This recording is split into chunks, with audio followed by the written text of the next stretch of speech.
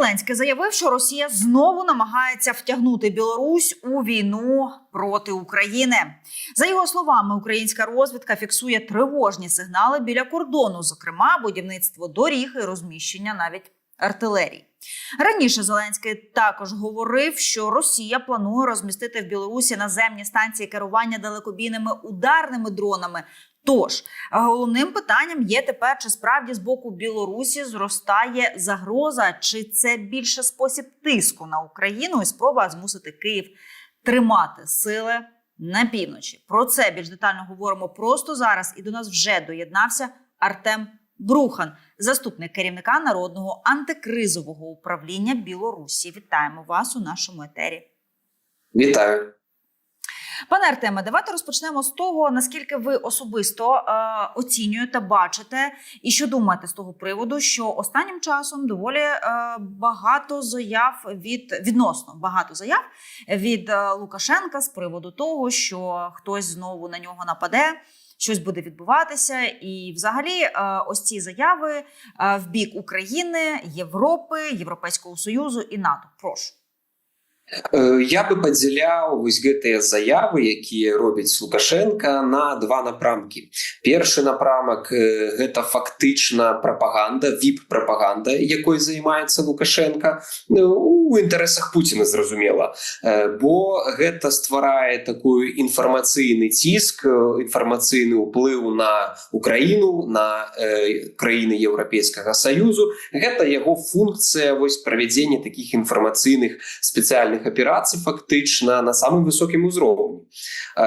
Другі же напрамак – гэта не тое, што ён кажа, а тое, што ён робіць. І вось тут сапраўды навіны даволі трывожныя.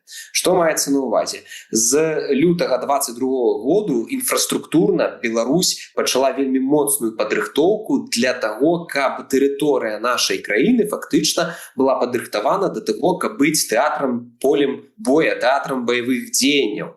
Гэта і разбудоўванне інфраструктуры, про якую сказаў і прэзідэнт Зеленскі. Гэта і правядзенне навучанняў. Вучэнняў вайсковых амаль кожны месяц запускаюцца новыя працэсы на самых розных узроўнях, пачынаючы ад тэрытарыяльнай абароны, кончваючы кіраўніцтвам беларускай арміі. Ну і таксама важна дадаць пра юрыдычныя нормы прынятыя. Гэта падпісанне дамовы аб стратэгічнай бяспекі, гарантыях бяспекі паміж Беларусью і Россией, дзе фактычна прапісана, што у выпадку, калі ёсць пагроза, толькі загроза да Беларусі з боку суседзяў, могуць быць выкарыстаны войскі. Ну і таксама дадаць варта пра ядерную зброю, якая фактычна яшчэ не пацверджана, што знаходзіцца на тэрыторыі Беларусі, але заявы зробленыя і ўся інфраструктура для гэтага падрыхтавана.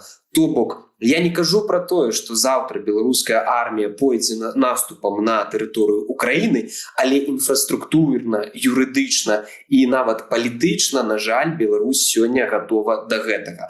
Наколькі гэта рэалістычна без удзелу расійскіх войскаў? Я бы казаў, што не.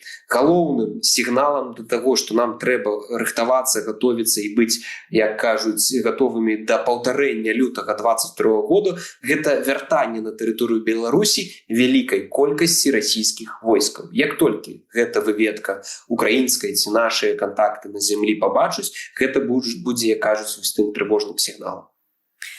Лукашенко буде використовувати свої війська для того, щоб заходити, умовно кажучи, з території Білорусі на українську територію?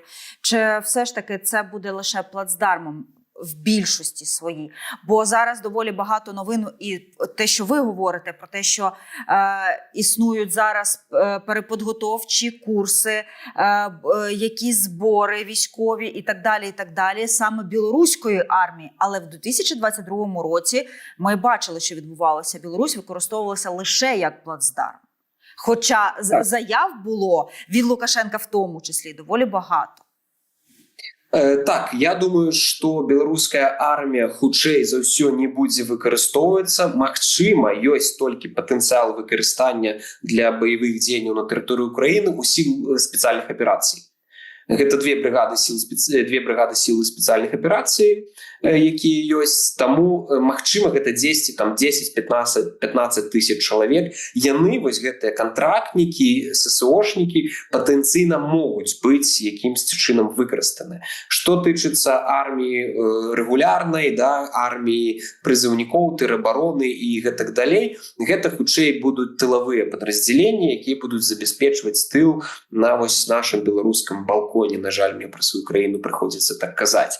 Але хутчэй за ўсё вось я бы такі прагноз даваў, калі не дай Божа гэта зноў адбудзецца. Таму што беларускае грамадства, беларускае насельніцтва, яны сацыялагічныя даследаванні сведчаць пра тое, што 90% беларусаў не хочуць прымаць удзел у баявых дзеяннях у любым выглядзе. Не на старане Расіі супраць Украіны, не, дарэчы, на старане Украіны супраць Расіі. Не ўвогуле, не проці образу. Беларусы не хочуць ваяваць, не хочуць пагібаць, не хочуць гэтага рабіць. І гэта вось агульнанацыянальны кансэнсус. Вось у гэтым сэнсе. Зразумела, што ёсць вайсковыя, вось як сілы спецыяльных аперацый, які прапагандысцкія, ідэалагічна апрацаваныя, яны хутчэй за ўсё будуць вымушаны выконваць гэтыя прыказы, але гэта хутчэй мінімальны фактор, які будзе ўплываць, бо беларуская армія, нават сілы спецыяльных аперацый, не маюць баявога досведу, не маюць жадання ваяваць, ідэалагічна нават і заматываваныя, але пасля першых баявых дзеянняў сапраўдных я ўпэўнены, што гэтага пылу у іх прапагандысцкага паўбавіцца. Таму я ўсё ж такі прагназаваў, што платформа, плацдарм, забеспечэння тылу, прадстаўленне тэрыторый, запуск ракет, дронаў з тэрыторыі Беларусі можа быць, а паўнавартаснае ўцягванне збройных сіл Беларусі ў вайну супраць Украіны я бы гэты не прагназаваў бы на сьогоднішній момент. Наскільки вирогідний сценарій того, що за умови, якщо все ж таки Путін дотисне Лукашенка і Лукашенко вимушений буде використовувати принаймні частину своєї армії для того, щоб піти на територію України, наскільки вирогідний взагалі сценарій того, що білоруська армія вже може влаштувати, ну, якщо не переворот, то, скажімо так, повернути в бік вже Мінська і піти вже зі зброєю до вже Лукашенка і питати, скільки ще він буде президентом? Я думаю, што гэта магчыма пры адной умове. Калі на тэрыторыі Беларусі не будзе велізарнай колькасці расійскіх войскаў і калі на ўсходзе ад Беларусі, умоўна кажучы, у Бранску, Смаленску, не будзе расійскіх войскаў, якія могуць хутка ўвайсці ў Мінск. Вось тады, канешне, шанец, што нават армія ці хутчэй грамадзянскія чыноўнікі, там, прэм'ер, віцэ-прэм'ер, можа хтосьці яшчэ дамовяцца з арміяй і зробяць гэта. Ну, вот такі сцэнарый, ён быў бы магчымы. Але калі будзе цалкам такая падтрымка Расіі, як зараз, і беларускія і вайскоўцы, і чыноўнікі будуць бачыць, што нават калі яны паспрабуюць скавырнуць Лукашэнку такім чынам, рускія могуць вельмі хутка адрэагаваць, і тады фактычна можа адбыцца проста анексія Беларусі. Гэта падстава для рускіх будзе анексировать Беларусь. Мне скажуць, вось беларусы паднялі супраць Расіі бунт, прыбралі там Лукашэнку, бацьку, а нам трэба абараніць рускамоўнае насельніцтва Беларусі, да, і ўсё. І адразу вось вам сцэнарый Донбаса, на жаль. Таму, я думаю, гэта такі, як кажуць, тонкі лёд у гэтым кантэксце, што пераплетаецца вельмі шмат інтарэсаў і ўплываў. А вось калі Расія, напрыклад, да, будзе аслаблена, там пачнуцца ўнутраныя крызісы ў войску, эканамічныя, тады, зразумела, і Лукашенко будзе вельмі хутка змяняць сваю палітыку і грукацца да прэзідэнта Украіны і прасіць прабачэння. Пане Артеме, давайте поговоримо тепер про те, що якщо ми проводимо історичні паралелі з 2022 роком, то, напевно, слід зазначити про те, що Україна вже не Україна 2022 року за багатьма параметрами, починаючи від військового свого комплексу, так, і закінчуючи вже таким, не знаю, чи в доброму сенсі, але озвірінням. І якщо білоруси будуть, звісно, перетнуть кордон фізично, то вже Україна не буде просити Україна вже буде діяти доволі жорстко і жорстоко з приводу, в тому числі і Білорусі. Напевно, це слід зазначати, і напевно Лукашенко теж про це щонайменше задумується. Чи задумується от він, наскільки вам це вбачається? І чи в цьому концепті є саме картина того, що якщо Білорусь все ж таки буде робити необережні кроки, в тому числі, наприклад, і давати ту ж територію для того, щоб росіяни били ракетами, били шахедами або робили якісь підривні акції, проводили, так, то Україна буде відповідати. І Україні зараз, у 2026 році, є чим відповісти, і це буде боляче. Так, я бы звернуў увагу нават на тое, што казаў Владимир Зеленскі. Ён казаў, што перадаў па ўсім магчымым каналам сігнал Лукашэнкі, што вось сітуацыя ў Венесуэле сведчыць пра тое, што калі нелегітымны прэзідэнт сілай утрымоўвае владу, то ён фактычна не з'яўляецца гарантам незалежнасці краіны, ён не з'яўляецца прэзідэнтам, ён з'яўляецца злачынцам.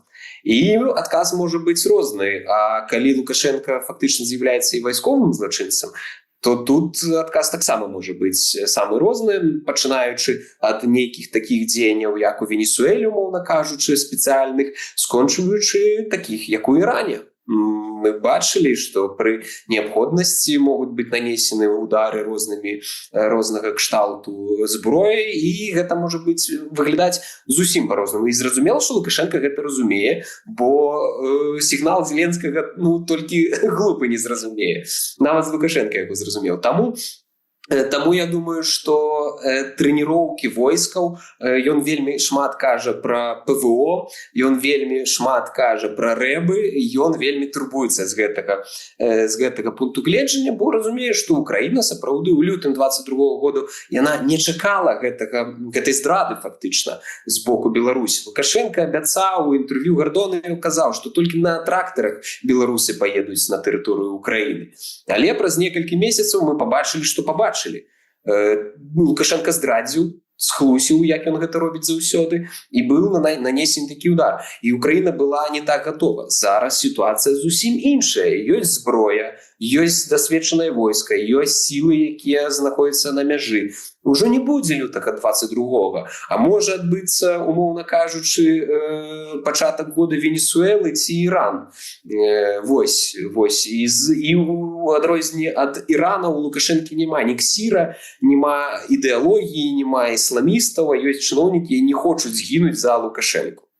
Вось, таму сітуацыя зусім іншая зараз, і я думаю, што менавіта гэта засцярожвае Лукашэнку ад больш актыўных дзеянняў, але мой ключавы тэзіс, калі Путін усё ж таки прыме рашэнне, стратэгічнае рашэнне паспрабаваць пераламіць ход баявых дзеянняў з Украінай праз выкарыстанне тэрыторыі Беларусі, Путін гэта зробіць. І зноў будзе выкарыстана тэрыторыя Беларусі. Бо рычагоў супрацьстаяць у Лукашэнкі няма. Ён не можа сказаць не Путіну, ён не можа адмовіць. Так, ён зараз там выкарыстоўвае розныя тэзісы, што вось там не гатовыя, там яшчэ штосьці. Але калі Путін захоча, Лукашенко яму не зможа адмовіцца. Бо з 20-го года ён павінен Путіну сваёй уладай. Тоді постає питання. З 2022 року до 2026 пройшло вже більше 4 років. І постає питання, чому Лукашенко, якщо ми вже говоримо про те, що він настільки хоче зберегти свою владу, і він настільки тотально залежний від Путіна, чому він не намагається знайти альтернативні шляхи захисту своєї влади в тому числі? Адже були зустрічі із американськими представниками, адже були якісь намагання щось покращити в цьому напрямку. Чому Лукашенко не шукає зовні захисту? Це неможливо, цей процес унеможливлює Путін? Чи Лукашенко настільки впевнений в тому, що з ним будуть домовлятися демократично, якщо ця територія буде знову ж таки потрібна? На що розраховує тоді?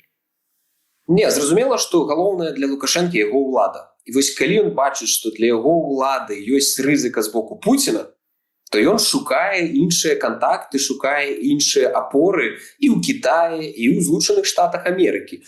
І ў Еўропе ён таксама. Думаеце, ён не грукаецца да еўрапейцаў? Да грукаецца кожнага дня. Пытанне ў тым, што еўрапейцы ему кажуць: ну, слухай, па-першае, змяні сваю унутраную рэпрэсіўную палітыку, хопіць сажаць людзей, рэпрэсаваць свой собственны народ.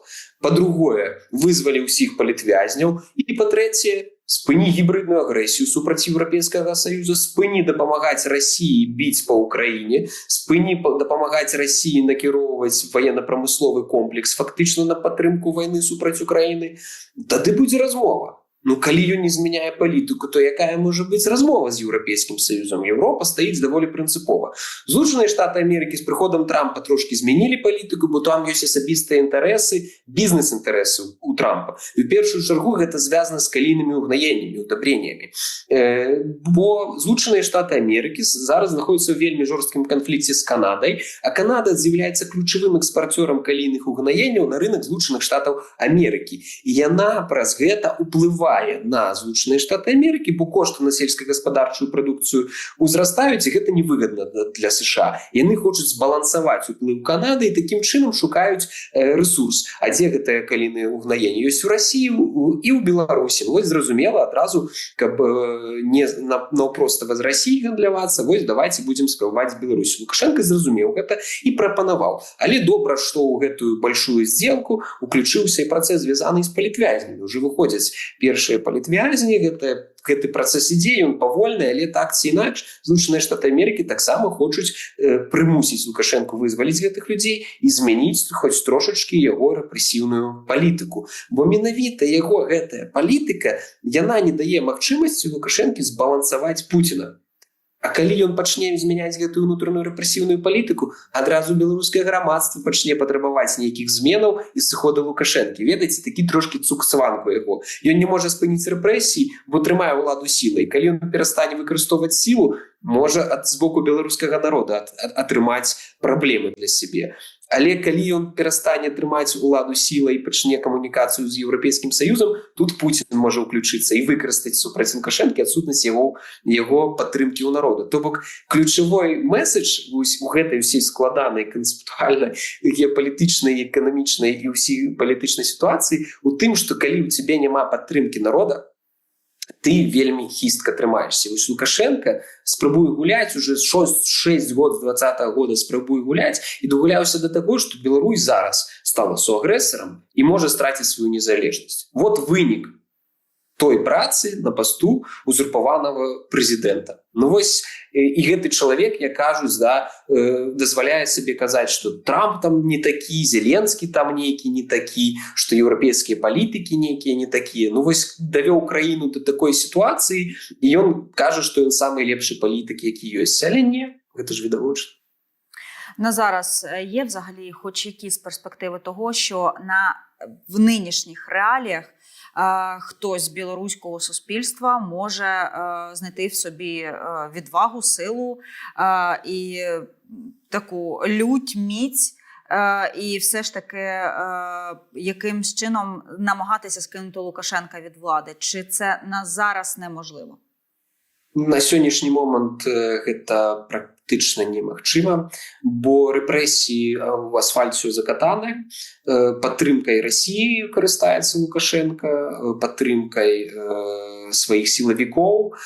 Сітуацыя пакуль не выглядае так, што, ну, то бок, калі хтосьці зробіць гэта, то гэта проста будзе выстрэл сабе ў галаву, як кажуць. Ну, людзі, я думаю, будуць чакаць больш зручнага моманта. І гэта, дарэчы, палітычна апраўдана. Давайце ўсё ж такі разумець, што, ну, як у 20-м годзе можна паспрабаваць ізноў атрымаць хвалю гэтых рэпрэсіяў. Гэта добра сімвалічна, але зараз наша мэта хутчэй дачакацца вось гэтага моманту. Бо мы вядзем камунікацыю з беларускім грамадствам і з элітамі вакол Лукашэнкі. Яны вельмі стаміліся. Яны таксама не хочуць гэтага і не хочуць аддаваць Беларусь Расіі. Зразумела, што беларускае грамадства, акрамя нацыянальнага кансэнсусу нежадання ваяваць, ёсць другі нацыянальны кансэнсус — захаваць незалежнасць. Мы не хочам быць часткай Расіі. Там ввогуле 97%. То бок все зразумелі, што незалежная краіна, наша краіна, мы там розныя можа быць, але Расія гэта вот пагроза, яна хоча нас знішчыць. І гэта нават тыя, хто падтрымліваюць Лукашэнку, разумеюць так ці інакш. Таму у гэтым сэнсе трэба чакаць больш зручнага моманту. І гэты зручны момант я, дарэчы, звязваю якраз з перамогай ці поспехамі Украіны на фронтах расійска-украінскай вайны. Бо зразумела, што сітуацыя складаная, але калі Пуцін і Расія пачне хістаць, ці эканамічна, ці палітычна, раней ці пазней, калі будзе атрымлівацца у Украіны больш эфектыўна, больш добра ваяваць і наносіць удары па інфраструктуры Расіі, як гэта зараз адбываецца, гэта прывядзе да крызісу ў Расіі. І вось гэта зручны момант будзе для таго, каб нейкім чынам ці Лукашенко, як кажуць, прымусіць змяніць палітыку. Гэта как бы праграма мінімум, да? А вось ці праграма максімум зрабіць так, каб ён перастаў утрымліваць уладу. Ну, наостанок, у нас залишається буквально 2 хвилини, пане Артеме, але все ж таки хочеться підбити підсумок нашої розмови з вами, вашим баченням того, який сценарій ви вважаєте найвирогіднішим у цій ситуації з боку Білорусі, України, росіян. На вашу думку, що побачимо у найближчі півроку хоча б? Вельмі складана прагназаваць, але мой прагноз на бліжэйшыя паўгады выглядае наступным чынам. Беларуская армія не уступіць у вайну супраць Украіны. Я думаю, што бліжэйшыя несколько месяцаў мы можам пабачыць перамяшчэнне расійскіх войскаў на тэрыторыю Беларусі, але гэта не будзе 100% азначаць агрэсію з тэрыторыі Беларусі, але нейкія правакацыі і ціск на Украіну будуць працягвацца, і ў тым ліку на Еўрапейскі Саюз. Ці далей яны пойдуць эскалацыйным сцэнаром, шмат у чым будзе залежаць ад эканамічнай сітуацыі ў Расіі і ад сітуацыі на фронце. Калі яна будзе такая, як сёння, прыкладна, ці нават больш поспехаў будзе у Украіны, я лічу, што тут тэрыторыя Беларусі можа быць все ж таки выкарыстана Пуціним. Калі сітуацыя будзе развівацца наступным чынам, што рускія будуць медленно продвигацца, захопліваць, на жаль, тэрыторыю Украіны, я не думаю, што Пуцін пойдзе на гэты рызыкі. Бо гэта, ведаеце, вельмі рызыкоўная рэч. Можна адкрыць, як кажуць, вось гэты фронт другі, і атрымаць там паразу і згубіць і беларускі балкон і яшчэ шмат чаго. Можна, канешне, і пераламіць сітуацыю, сапраўды ацягваючы украінскія войскі на Северны фронт. Таму тут будзем глядзець, паўтаруся, шмат чаго залежыць ад захіснікоў і захісніц Украіны. Пане Артеме, дуже дякуємо вам, що знайшли для нас час. Дякуємо, що доєдналися до ефіру. Артем Брухан, заступник керівника Народного антикризового управління Білорусі, був з нами на прямому включенні. З ним говорили про те, чого очікувати від нашого такого неоднозначного, щонайменше, сусіда. Щиро дякуємо і прощаємось. Дякую, до побачення. До побачення.